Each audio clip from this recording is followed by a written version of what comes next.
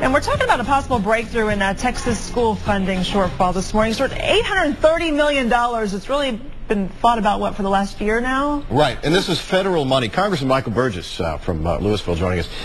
This was money that every other state, except one, South Carolina and Texas, did not get this federal economic stimulus money.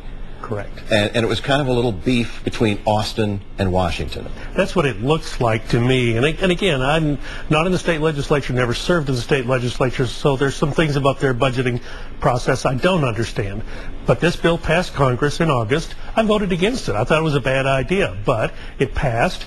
And then there was a rider inserted in the bill that every state but Texas got the money. Texas had to do some special things in order to receive the money. Governor Perry said, you know, those special things violate the state constitution, and I, as governor, cannot do those. But the special things were basically if the federal government, and this was inserted interestingly by some members of the Texas delegation, some Democrats, if we're going to give you $830 million in federal economic stimulus money for education, you got to spend it.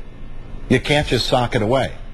Well, and, you know, that question came up, but the legislature in 2009, which was essentially evenly balanced with Republicans and Democrats, was the one that wrote that spending bill that dealt with the stimulus funding that had the Texas Democrats in Washington so upset. But it was a bill written by, as I recall, there was a Democratic committee chairman who wrote the bill. So it wasn't Rick Perry who was in charge of that money. It was the state legislature. Rick Perry did sign the bill 2 years ago, and that dealt with the distribution of the money. So now fast forward for 2 years, every other state in the union gets education money, but Texas has to certify that they will spend no less this year than they spent 2 years ago. Well, look, according to my research, Texas has spent more for education every year for the past 11 years. So that's likely to be the case this year. Who knows? Their budget is difficult, as ours is too.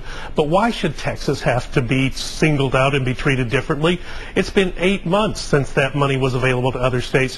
Why don't we have it? Why is it a member of the Texas delegation, a member of the United States House of Representatives from Texas, has put this obstacle in the path for the Texas legislature to receive the money? It makes no sense. In some ways, it's offensive to me. So what happened Saturday morning? Well, Saturday morning, I put an amendment on this big continuing resolution that was going through Congress, and that was the last amendment to be offered, I think, at almost 4 o'clock in the morning Eastern time, and I said that the Department of Education can't use any money to enforce what's called the dogged provision in the Education and Jobs bill from last August. So essentially, it blocks them from blocking the money coming to Texas. So it unblocks the block. Well, it is convoluted, and I understand that, but because you cannot legislate on an appropriations bill, I had to do it that way. But so it's a procedural move to get the money freed up out of the logjam in Washington and flowing into the Texas public schools. But does it have to pass the Senate now, which is still controlled by Democrats? Of course it does. And I had been working on this through regular legislative channels, and I know a lot of people are critical about people doing things on appropriations bills. This money evaporates September 30th. Yeah. It's already been 6 months. I talked to people on the committee. I said, look, can we get through this in 6 months' time? And they said, I'm not sure. Well, that upped the ante for me about Tuesday or Wednesday of last week, and that's why I pushed this amendment. I didn't know if I could pass it, to be perfectly honest.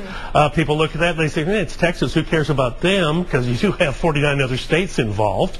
And also, the Congress right now is in a cost-cutting mood, not an expense mood. But this funding did not add any money to the deficit. It is already there, sitting in the Department of Education. September 30th comes around, and Secretary Duncan can do with this money whatever he wants, which may not be send it to Texas. All right, so we have to wait to see what happens then. Well, the bigger battle is what happens with this CR altogether, and the Senate has a very short time period to come to some decisions. All right. Well, thanks for your work on behalf of the kids of Texas.